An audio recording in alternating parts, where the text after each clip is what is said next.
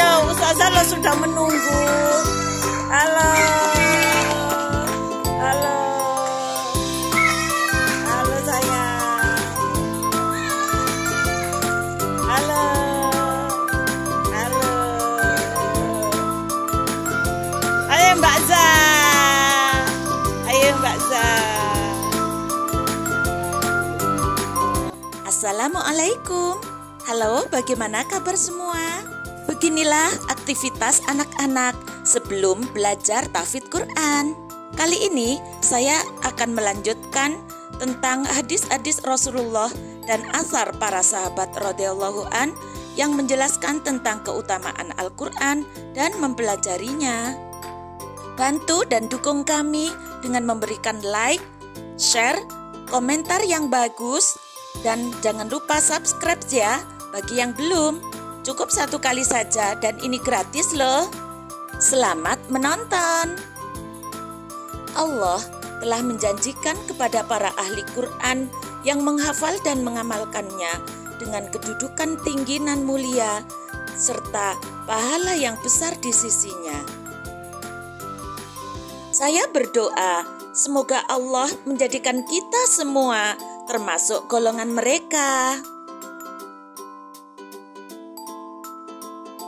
Keutamaan menghafal dan mempelajari Al-Quran yang ke-10 adalah menghafal Al-Quran memberikan Anda penghargaan dan penghormatan. Salah seorang imam tabi'in yaitu Ibnu Abi Mulaika radhiyallahu an, beliau berkata, 3 golongan yang berhak mendapatkan penghormatan yaitu orang yang memimpin negara dengan adil, kemudian orang muslim yang sudah tua, dan yang ketiga, orang yang hafal Al-Quran. Oke, sebentar, Ustazah mau tanya. Orang-orang dikeluarkan dari dalam kubur dengan bermacam-macam keutamaan menghafal dan mempelajari Al-Quran yang ke-11 adalah penghafal Al-Quran akan mendapatkan syafaat darinya di hari kiamat.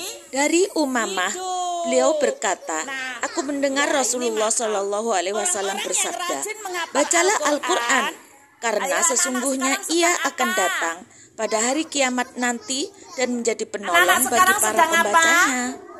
Menghafal Al-Quran. Katanya ibuku kalau aku sering rajin Menghafal Quran. nanti aku di pas hari kiamat dilindungi sama Allah. Iya betul. Anak-anak sekarang sedang apa? Sedang menghafal Al-Quran. Dari Abu Hurairah berkata, bacalah Al-Quran karena ia adalah sebaik-baik penolong di hari kiamat. Pada hari kiamat nanti, ia akan berkata, ya Rob, hiasilah dia dengan perhiasan kemuliaan. Maka Allah menghiasinya dengan hiasan kemuliaan. Kemudian ia berkata lagi, ya Rob, pakaikanlah ia pakaian kemuliaan. Maka Allah memakaikannya dengan pakaian kemuliaan. Kemudian berkata lagi, ya Rob, kenakan dia mahkota kemuliaan. Ya Rob, ridhoilah dia, karena tidak ada sesuatu yang melebihi ridhomu. Subhanallah.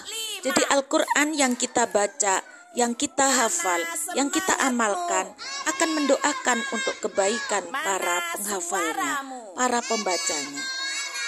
Yang ke-12, Al-Quran menyambut Anda ketika Anda bangkit dari kubur, kemudian menuntun diri Anda menuju surga. Hal ini sebagaimana diriwayatkan oleh Abdullah bin Buraidah radhiyallahu an dari Nabi SAW. Beliau bersabda, sesungguhnya Al-Quran akan menemui pembacanya atau penghafalnya pada hari kiamat nanti, ketika kuburnya dibuka dengan menyerupai seorang laki-laki yang pucat. Kemudian berkata kepadanya, apakah kamu mengetahui siapa diriku? Dia berkata, aku tidak tahu. Ia kemudian berkata, aku adalah temanmu, Al-Quran, yang telah membuatmu haus di tengah hari yang panas dan membuatmu bangun di malam hari. Sesungguhnya setiap pedagang berada di belakang barang perniagaannya. dan aku hari ini berada di belakang setiap perniagaan. Maka dia akan diberi kekuasaan dengan tangan kanannya dan keabadian di tangan kirinya. Kemudian ia berkata kepadanya, bacalah dan naiklah menuju surga, menuju tangga-tangga surga dan kamar-kamarnya. Maka dia tetap naik selama dia masih tetap membaca, baik dibaca cepat maupun lambat. Yang ke-13, menghafal Al-Quran menjadikan Anda sebagai bagian dari keluarga Allah dan orang-orang istimewa di sisinya.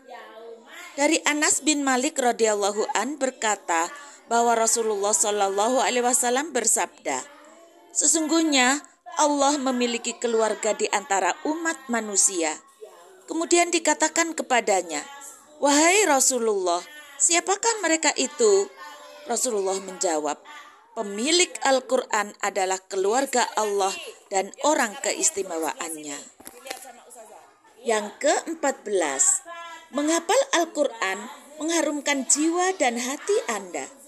Pernyataan ini dibuktikan kebenarannya oleh sebuah hadis yang diriwayatkan oleh Abu Musa al-Asy'ari.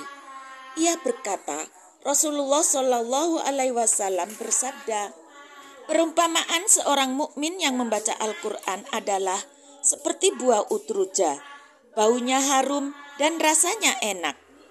Sedangkan perumpamaan seorang mukmin yang tidak membaca Al-Quran adalah seperti buah kurma yang tak ada baunya dan rasanya manis. Sedangkan perumpamaan seorang munafik yang membaca Al-Quran adalah seperti raihanah, baunya enak tetapi rasanya pahit. Dan perumpamaan seorang munafik yang tidak membaca Al-Quran adalah seperti buah handolah yang tidak mempunyai bau dan rasanya pun pahit.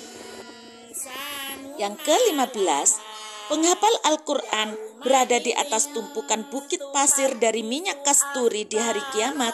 Hadis diriwayatkan oleh Abu Hurairah dan Abu Sa'id Al-Khudri.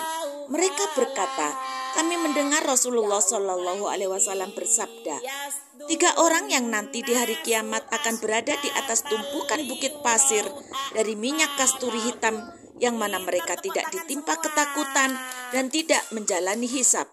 Mereka adalah seorang laki-laki yang membaca Al-Quran karena berharap ridho dari Allah dan menjadi imam kaumnya yang semuanya ridho terhadapnya. Kemudian seorang da'i yang menyeru untuk melaksanakan sholat 5 waktu karena berharap ridho Allah. Dan seorang hamba yang berbuat baik antara dirinya dengan Robnya dan antara dirinya dengan majikan-majikannya. Yang ke-16, api neraka tidak akan membakar hati yang hafal Al-Quran karena hati tersebut adalah tempatnya. Kita tahu bahwasanya menghafal Al-Quran itu tempatnya di hati karena diamalkan. Maka seandainya Al-Quran itu ditulis di atas kulit hewan, kemudian ia dilemparkan ke dalam kobaran api, maka ia tidak akan terbakar. Begitulah hadis diriwayatkan dengan banyak jalan dari Uqbah bin Amir dari Rasulullah Shallallahu alaihi wasallam. Masya Allah, subhanallah. Semoga hati-hati kita, hati-hati dari anak-anak kita semuanya berhimpun ayat-ayat Al-Quran. Semoga kita semuanya bisa menjaga keluarga kita dari siksa api neraka. Terima kasih yang sudah menyimak video ini. Jangan lupa dukung kami dengan memberikan like, share, komen, dan subscribe bagi yang belum. Semoga bermanfaat. Sampai jumpa pada video berikutnya.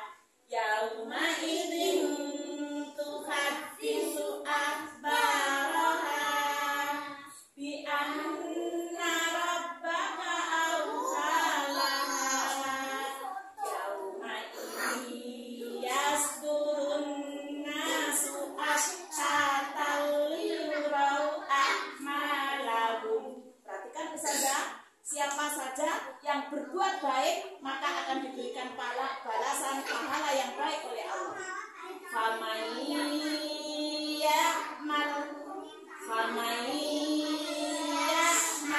Tangannya dibuka.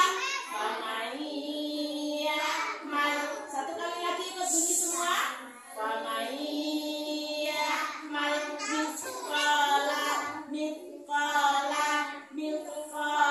Disambung. Disambung.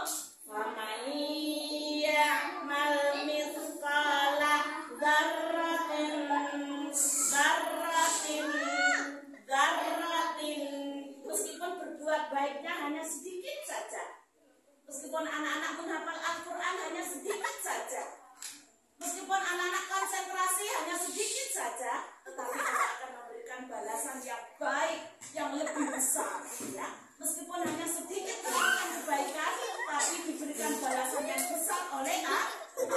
Dibuka tangannya sambil bunyi, ikuti ustazah.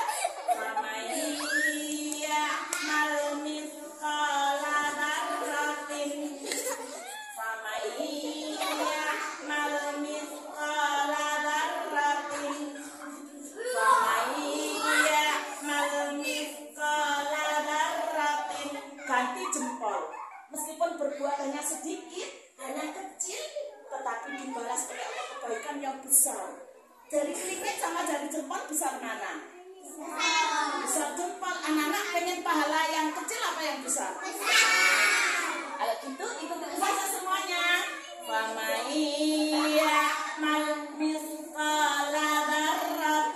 Ganti jempolnya.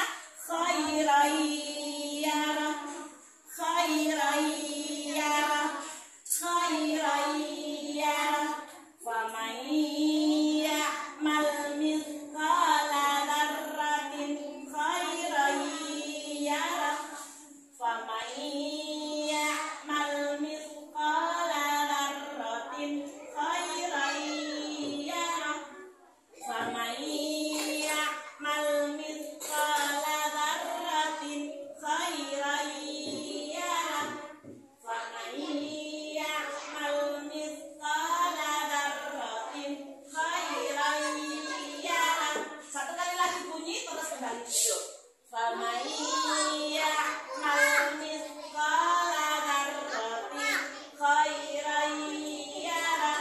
Terima kasih semua, silakan duduk.